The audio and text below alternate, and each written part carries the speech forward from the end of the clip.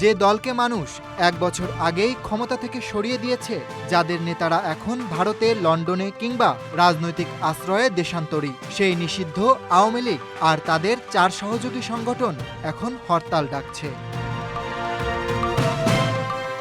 হ্যাঁ, আপনি ঠিকই শুনেছেন।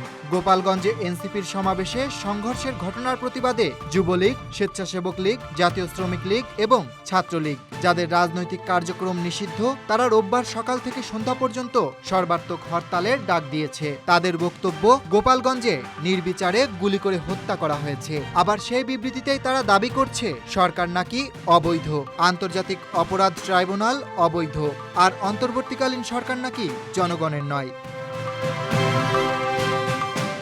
কিন্তু প্রশ্ন হলো, যাদের অস্তিত্বই নেই, যাদের রাজনৈতিক শিকড় উপড়ে ফেলা হয়েছে 1 বছর আগে 5 আগস্টের গণ অভ্যুত্থানে, যারা রাজপথে নেই, জনবিচ্ছিন্ন, সেই আওয়ামী লীগের নেতাকর্মীরা এখন হরতালের ডাক দিয়ে কাকে আহ্বান করছে? এই সেই আওয়ামী লীগ যারা একসময় বিএনপি জামায়াতের হরতালকে ব্যঙ্গ করে বলতো, জনগণ হরতাল চায় না, হরতালের সমর্থনে মানুষ বাসা থেকে বেরোয় না। আজ সেই কথাগুলোই যেন তাদের গায়ে বিদ্ধ হচ্ছে। রাস্তায় নেই কোনো ব্যানার, নেই কোনো পিকেটিং, নেই কোনো সাড়া। আমি আজকে ঢাকায় আসছি, আমার একটা প্রোগ্রাম ছিল, তো আমি প্রোগ্রামে আসি, জানি না যে আজকে হরতাল ছিল। না, এমনি তো স্বাভাবিক আছে, সবকিছু দেখতেছি নর্মালি আছে। আমি নবীনগর থেকে এখানে এসেছি শাহবাগে। এখন পর্যন্ত কোনো হরতালের কোনো চিহ্ন পাওয়া যায়নি। প্রত্যেকটা গাড়ি সুস্থভাবে চলছে, সাধারণ মানুষ সুস্থভাবে যাতায়াত করছে। মূলত এই হরতাল এক ধরনের রাজনৈতিক কৌতুক। যারা জনগণের রায়ে বিতাড়িত, যারা রাজনৈতিক ময়দান থেকে বিতাড়িত, তাদের হরতালও স্বাভাবিকভাবেই হয়ে উঠেছে হাস্যকর। তবে আওয়ামী লীগের অবদান যে জায়গায় অটুট, তা হলো তাদের হরতালের ঐতিহ্য। গতকাল রাজধানীর একাধিক স্থানে বাসে আগুন দেওয়া হয়েছে। এটি সেই অপরাজনীতির চেনা কৌশল। হরতালে ভাঙচুর, অগ্নিসংযোগ, আতঙ্ক ছড়িয়ে জনগণকে ঘরবন্দি রাখা।